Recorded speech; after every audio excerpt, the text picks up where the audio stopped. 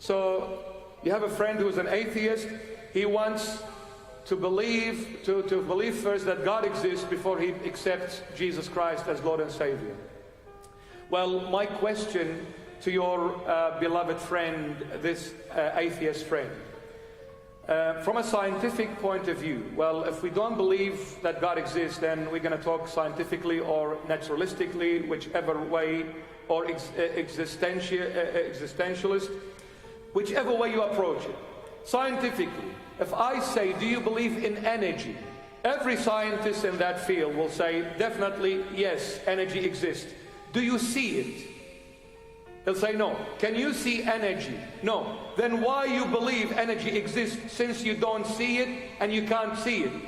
They will say to you, there is enough evidence to prove that energy exists. What? There is enough evidence to prove that energy exists. So you believe in something you do not see, cannot see, because of the evidence. That's why you believe it exists. Likewise, if you ask me, do you see God? I'll say no. Can you see God? Well, only through Jesus Christ. But God as spirit, as the divine God? No, I cannot see him. But I'll say to you, there is enough evidences to prove God's existence. One of them, because we're running out of time, there is about, let's say about 7 billion people worldwide as we speak now, living on the face of this planet. 7 billion people. All of those 7 billion people, there is no one's fingerprint exactly the same as the other. Every single human being has a unique fingerprint. No one shares your fingerprint. Our DNA system, it is made out of 3.1 billion bits of information. Every DNA system of every human being is made out of 3.1 billion bits of information.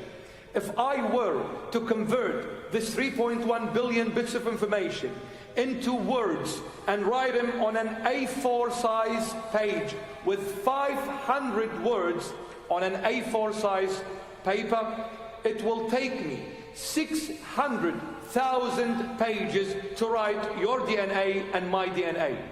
You put the world's encyclopedias together, it gets nowhere near the information that is in your DNA, my dear friend. You're telling me there is no God? Did this come just out of a big bang, an explosion over 13.5 billion years ago? To me, that's just a theory. It's not a scientific fact. Since it's 13.5 billion years, how can you go back that far? Who can go back that far? Another thing very quickly. The Oxford Dictionary. It is very famous. It is a very powerful dictionary. There's a lot of information in that dictionary. It's very well known globally.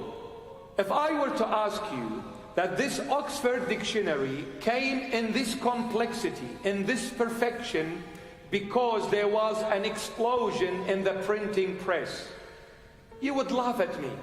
You know why? Because the moment we look at the Oxford Dictionary, immediately we say there is a brain that made this Oxford Dictionary. Wherever there is information, there is a brain behind that information. Wherever there is complex creation, wherever there is a perfect creation, there is a brain. If for an Oxford Dictionary we say it cannot exist without a brain, how much more, my dear friend, for this massive universe to exist without God?